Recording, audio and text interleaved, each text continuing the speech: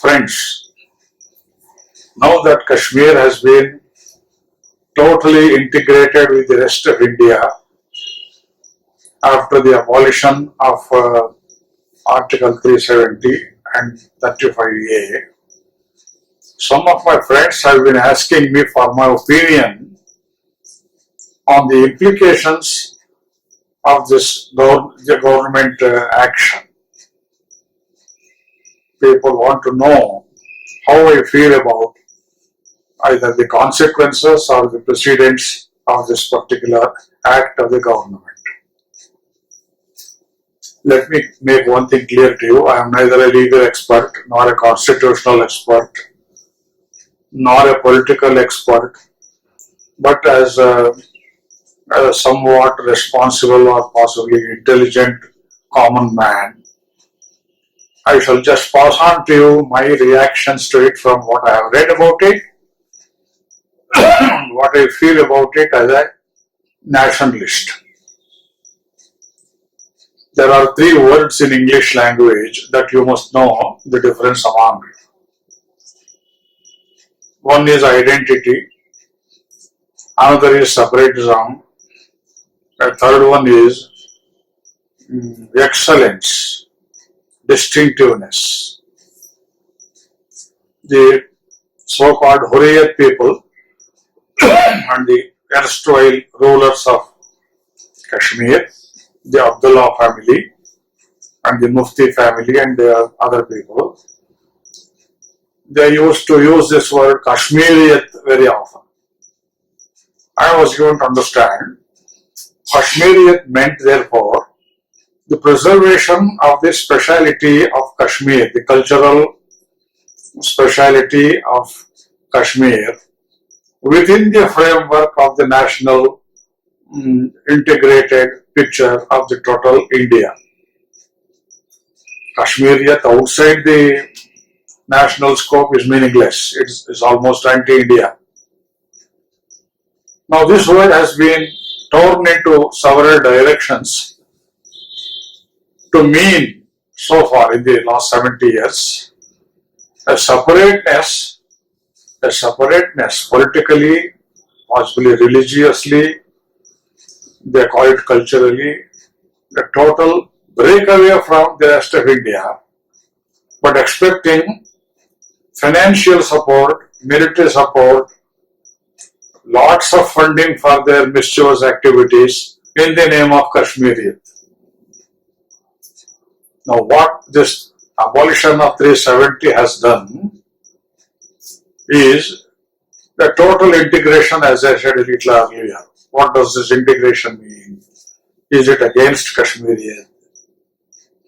How can Kashmiriyat be preserved without the Pandits, the Kashmiri original Pandits being expelled?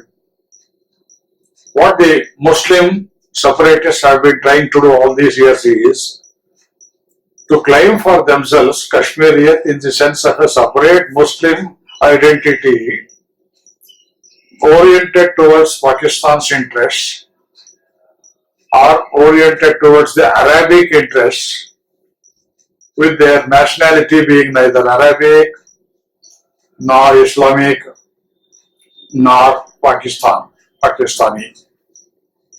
So there is a lot of confusion today as to what this 370 has done, and some of the Congress people, of course, have been howling day in and day out to say that Modi and the BJP government at the center, with their absolute majority in both the houses of parliament,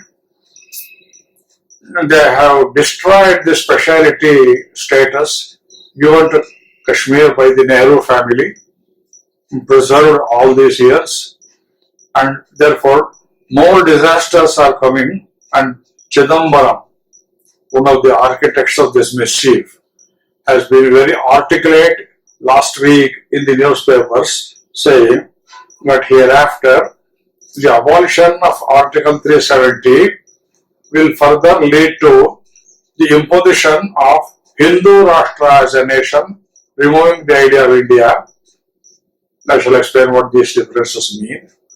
And then building up of Ram Janmabhoomi, and then bringing in uniform civil code, and further so many other things as consequences. Whatever Nehru stood for, the so-called Nehruism, is totally abolished. That is his fear. Because he can't live without Nehruism. People fed with poison have to live in poison and die in poison. That's the logic of poison.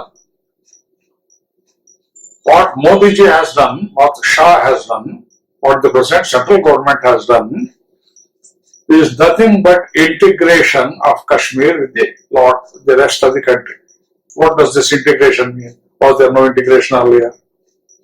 There was an attempt of integration during the time of Vallabhbhai Patel. The great VP Menon, Home Secretary in those days, did a lot by bringing in all the princely states and the presidency states into one great Indian union. We have almost forgotten VP Menon. People sought to remove the memory of Patel also, but that has not happened. And the process of complete integration was almost arrested. There was a catastrophic arrest during the rest of the misrule by the Congress people in this country. Total integration never happened. With the Dravidistan movement started by the notorious Ramaswamy Naikar in the south, and the separatist movement of the Nagas in the northeast, and elsewhere separatist movements in several other parts of the country encouraged actually the Abdullah family and other people to hoodwink the rest of the country that they are fighting for their rights. You know the history. Let me explain that history. When the British people left this country, they left it with a mischief, hoping that India would disintegrate. But without them, we cannot rule ourselves. What did they do? During the British rule, there were the so-called residencies, the Madras Residency, the Bombay Presidency, the Calcutta Presidency, and Union Territories.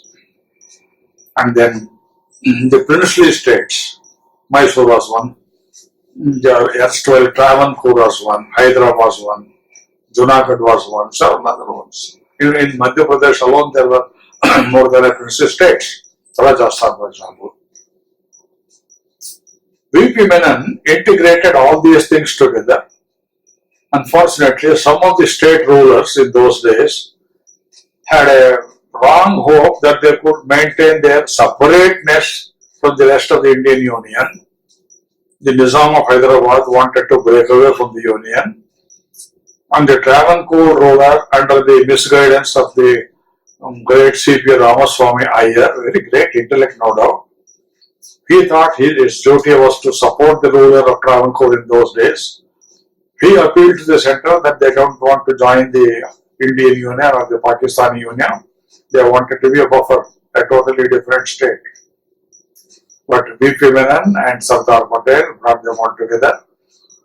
Nehru was opposed to this integration. I am sorry to say, the contribution of Nehru as a mischievous element to the integration of the country is unforgettable.